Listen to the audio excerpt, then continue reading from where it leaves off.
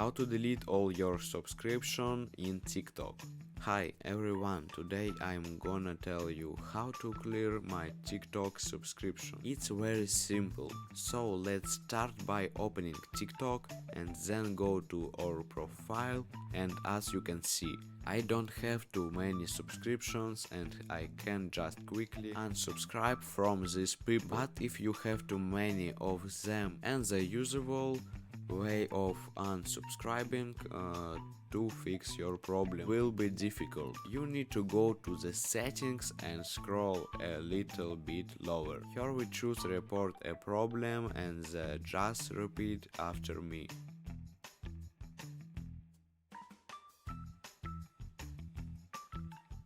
Here click no and then need more help and describe your problem and click send. Think support will help you.